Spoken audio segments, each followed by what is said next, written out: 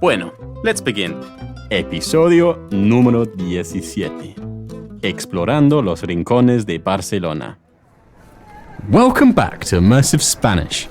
As you know from the last episode, I went to watch Barcelona Football Club play a home game at the Camp Nou. It was an exciting game, and in the end they won 3-1. Now, join me as I walk through the busy streets of Barcelona. The word for street in Spanish is calle. Calle. So, streets are calles. Calles. Calle is spelt with 2 L's. In Spanish, we pronounce 2 L's as a Y sound. But this actually varies. In Argentina, they pronounce 2 L's as ja. In Colombia, it's pronounced like a ja. So calle would be calle. Have this in mind, as I tend to pronounce the double L like ja. Calle. Anyway, calle is a feminine word, so we say la calle or las calles. Today, let's dive into the heart of this beautiful city and discover some lesser-known treasures. I'm strolling through the charming streets of El Raval, an eclectic neighborhood in Barcelona. El Raval is famous for its vibrant street art, colorful murals, and unique blend of cultures. In Spanish, to say street art, we say arte callejero. With that being said, how do you think we say street food? Comida callejera. Art is a masculine noun, so we say arte callejero, ending in an O. Comida, food, is a feminine noun, so we say comida callejera, ending in an A. Anyway, this is a narrow alley. Wow, there's a hidden courtyard filled with blooming vines. It's a tranquil oasis amidst this bustling city. In Spanish, we'd call it un oasis tranquilo. Un oasis tranquilo. That's basically the same as the English, so it's easy to remember. Let's keep walking. I've just spotted a quaint cafe. It's called El Rincón de los Sabores. The aroma of freshly brewed coffee and baked goods fills the air. It's a perfect spot to practice some Spanish phrases and order a delicious treat. Buenos días. ¿Qué recomiendas hoy? This means, good morning. What do you recommend today? Let me say that once more. Buenos días. ¿Qué recomiendas hoy? She just told me this. Te recomiendo nuestro café con churros. Son los mejores de Barcelona. Do you know what she just said? I'll repeat. Repito. Te recomiendo nuestro café con churros. Son los mejores de Barcelona. She said, I recommend you our coffee with churros. They are the best in Barcelona. Ok, perfecto, gracias. Quisiera un café con unos churros, por favor. Quisiera is another way of ordering something. It means I would like. You can also say quiero. Both are fine, but this is just another way of asking. ¿Cuánto cuesta?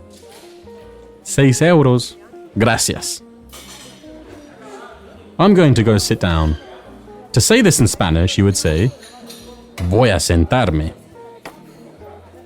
Voy a sentarme. I'm going to seat myself. There are some locals in here. To be honest, it's great to get away from native English speakers for a bit. I'm going to go over to the locals at the bar and strike up a conversation. I'll ask them where they recommend me to visit in Barcelona, but where the locals would go. Remember, people in Spain and Latin America are, I would say, much warmer and accommodating to people learning their native language. A bit of effort goes a long way over here. You need to get over your fears of making mistakes and just go for it. Ready? Perdón, mi nombre es Cav y yo soy de Inglaterra. Estoy aquí en Barcelona de vacaciones. ¿Pueden recomendarme algunos lugares para visitar en Barcelona desde el punto de vista de un local? That was a long one, right? This means, pardon me, my name is Cav and I'm from England. Mi nombre es Cav y yo soy de Inglaterra. I'm here in Barcelona on vacation. Estoy aquí en Barcelona de vacaciones. Can you recommend me some places to visit in Barcelona from the point of view of a local? ¿Pueden recomendarme algunos lugares para visitar en Barcelona desde el punto de vista de un local? Let me say that again, but a bit slower. Perdón. Mi nombre es Cav y soy de Inglaterra. Estoy aquí en Barcelona de vacaciones. ¿Pueden recomendarme algunos lugares para visitar en Barcelona desde el punto de vista de un local?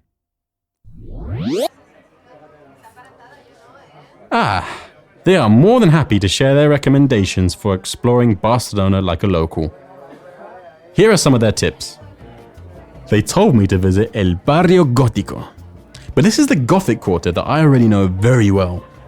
I'm there every day as it's where I've been staying. Where else? Visitar a Montserrat. They told me that a day trip to Montserrat is a must.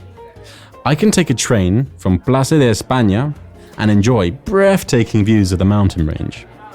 Here, they have lots of hiking and walking in the mountains. I actually love the sound of that. I think I'll go there later today. I mean, I've got nothing else planned.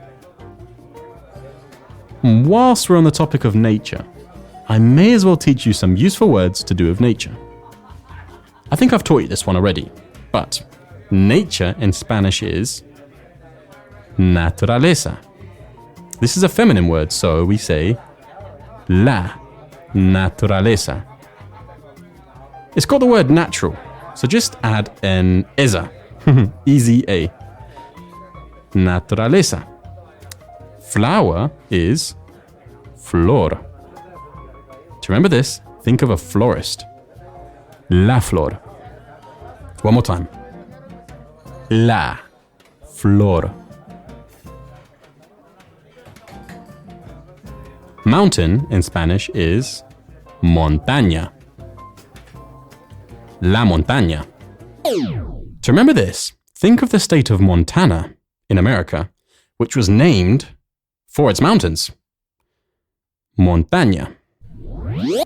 River is río. This is a masculine word, el río. Think of Rio de Janeiro, the river of Janeiro. Sea is mar. El mar. We've already learned that the word mariscos is seafood. So just take the first part of that word to get mar. El mar. Star is estrella. La estrella. Think of the Spanish beer Estrella, which is very popular in England at least. Air is aire. This one is also very easy. Just add an E on the end. Or think of the very famous city of Buenos Aires, meaning the good airs. Sky is cielo. El cielo. Think of the ceiling being high in the sky. El cielo. I'm now going to test you on these words. How do you say the nature?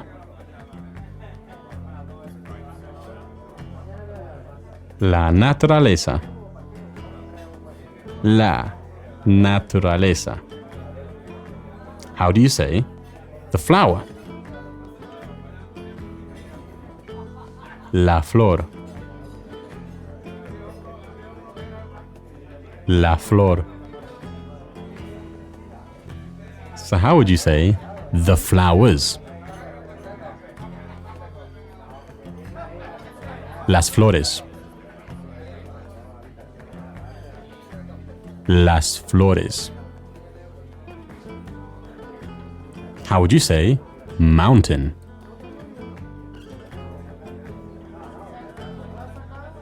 La montaña. La montaña. Remember, think of the state of Montana. How would you say river? El río. El río. How would you say the sea? El mar. El mar. How would you say the star? La estrella. La estrella. How would you say air? Aire. El aire. So how would you say the sky? El cielo. El cielo. Good work! Remember, we have transcripts available on our Patreon for you to read along with whilst you listen to take your Spanish learning to the next level. Go to patreon.com/immersive Spanish. I'll just say goodbye to these friendly locals who gave me the good advice and tell them I'm going to go hiking in Montserrat thanks to their advice. Muchas gracias por el consejo. Ahora voy a hacer una caminata en Montserrat. Adiós. Here I said, muchas gracias por el consejo. A consejo in Spanish means a tip or advice. It's very commonly used in Spain or any Spanish-speaking country. Ready? Un consejo. Un consejo. Right. Now it's time for me to head home to prepare some supplies for my hike. Then I'll head off to Montserrat. Gracias por escuchar. Hasta el próximo episodio. If you want to download the transcript of this and every other Immersive Spanish podcast episode, sign up to our Patreon. With our Patreon, you will have access to all of our additional learning resources to fast-track your learning and progress.